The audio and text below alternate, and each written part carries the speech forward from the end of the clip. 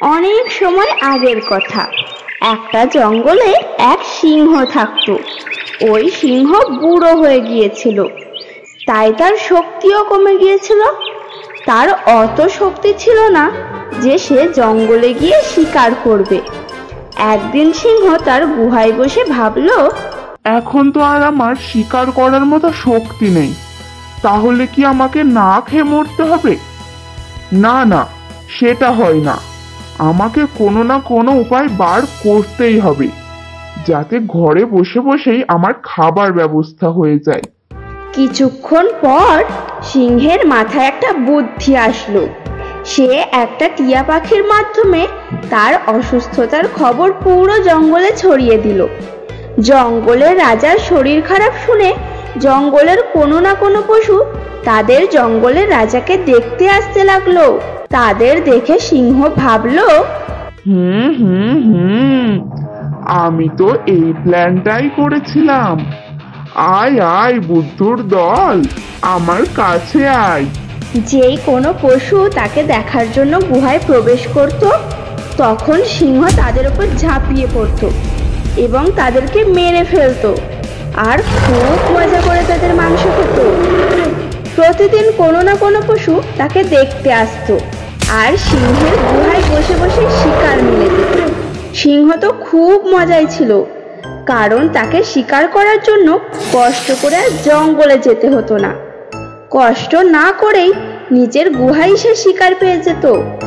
কয়েকদিনে সে খুব মোটা হয়ে গেছিল। একদিন এক শিয়াল তাকে দেখতে আসলো। শিয়াল ছিল খুব চালাক।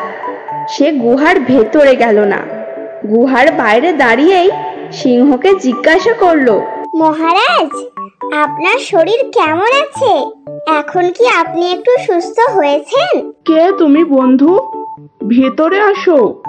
আমার বয়স হয়েছে, আমি এখন বাইরে গিয়ে তোমার সাথে দেখা করতে পারছি না। আমি চোখেও কম দেখছি। আমি তো তোমাকে এখান থেকে দেখতেও পাচ্ছি না ঠিক করে। আসো, আমার কাছে আসো, আমাকে শেষবারের মতো দেখে যাও। আমি তো আর মাত্র কিছুদিনই এই পৃথিবীতে আছি। সিংহ চালাকি করে শেয়ালকে গুহার ভেতরে আসতে বলল। সিংহ যখন সেই কথাগুলো বলছিল, তখন শেয়াল গুহার চারিপাশটা খুব ভালোভাবে দেখতে লাগলো।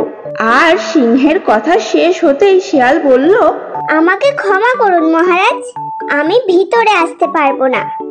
আপনার গুহায় যেসব পশুরা গেছে তাদের সকলের পায়ের ছাপ এখানে দেখা যাচ্ছে, কিন্তু তাদের বাইরে আসার পায়ের ছাপটা দেখা যাচ্ছে না।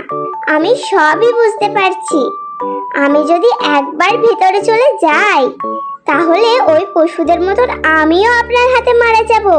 সেই জন্য আমি গেলাম মহারাজ।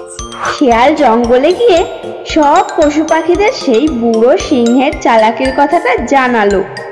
তারপর থেকে কোনো পশু সিংহের সাথে দেখা করতে গেল না। এইভাবেই বুদ্ধি দিয়ে শেয়াল নিজের প্রাণটাও বাঁচালো আর বাকি পশু পাখিদের প্রাণটাও বাঁচালো। এই ঘটনা থেকে আমরা জানতে পারলাম যে সব সময় আমাদের বুদ্ধি দিয়ে কাজ করা উচিত।